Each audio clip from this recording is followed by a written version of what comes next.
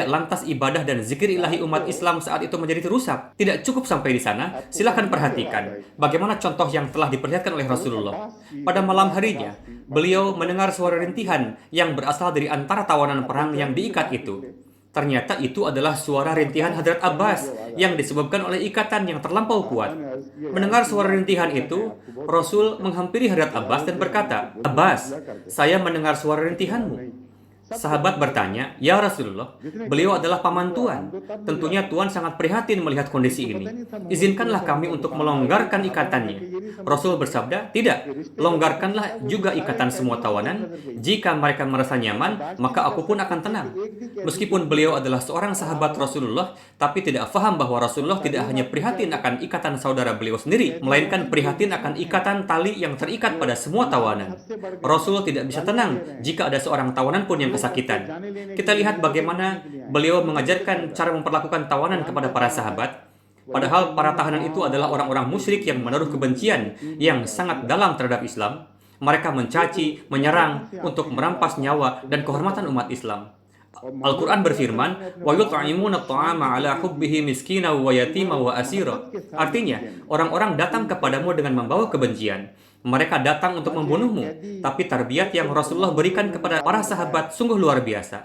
Yakni sebagai buah dari kecintaan itu, mereka justru memberikan makan para tawanan itu dengan baik, sehingga banyak sekali di antara tawanan perang yang di kemudian hari baiat masuk Islam, dan mereka memberikan kesaksian bahwa pedang inilah yang telah mengenai kami. Yakni ketika kami menjadi tawanan, mereka, yakni umat Islam, justru membiarkan anak-anak mereka kelaparan dan memberikan kami makanan. Barang-barang yang baik diberikan kepada kami, sedangkan yang kurang baik diberikan kepada anak dan istri mereka sendiri.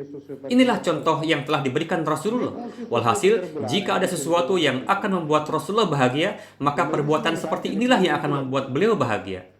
Saya tidak mengada-ada peristiwa ini. Semua ini sudah mendapat cap pengesahan dari Al-Quran. Sekarang, contoh yang mana yang dimaksud oleh para penentang jemaat ini, yang dengannya akan membuat Rasulullah bahagia?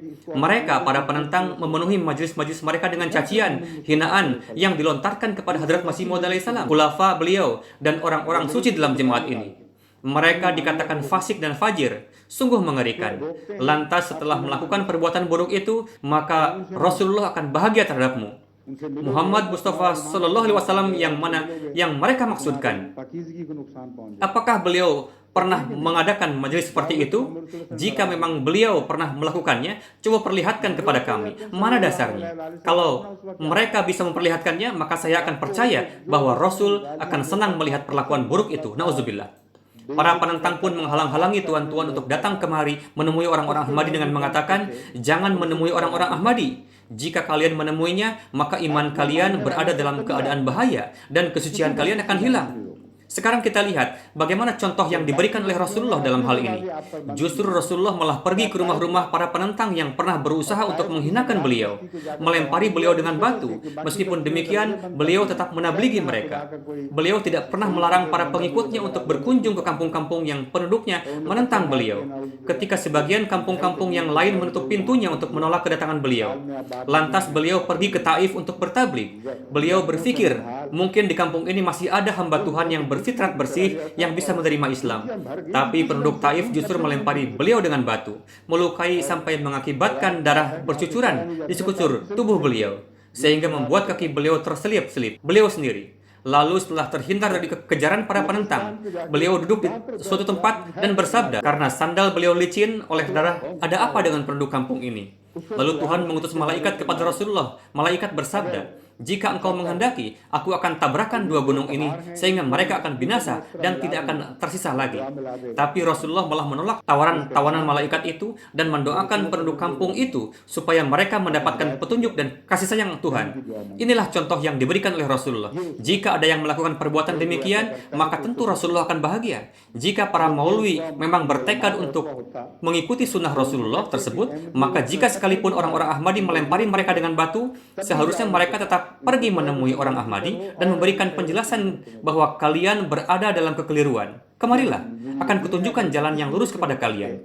Jika para maulwi ini melakukannya dengan niat seperti itu, maka pasti Rasulullah akan senang melihatnya. Karena perbuatan seperti itu sesuai dengan sunnah beliau.